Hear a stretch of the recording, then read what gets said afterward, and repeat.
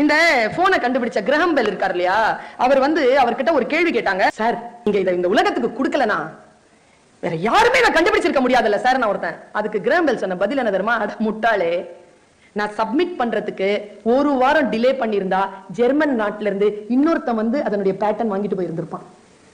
உலகமெல்லாம் கண்டுபிடிப்புகள் நிகழ்ந்து கொண்டுதான் இருக்கின்றன. உலகமெல்லாம் பிள்ளைகள் படித்துக் கொண்டுதான் இருக்கிறார்கள். யார் முந்திக் கொள்கிறார்களோ உலகம் அவர்களுக்கு வாய்ப்பை தருகிறது. இதை நான் அன்னைக்கே நினைச்சேன் சொல்லணும்னு. அப்புறம் செத்து போ சொல்லல, செய்யல. நான் நினைச்சேன் இப்படித்தான் ஆகும்னு. அப்புறம் ஏன் சொல்லல? ஏதோ தோணல, தோற்றாய்.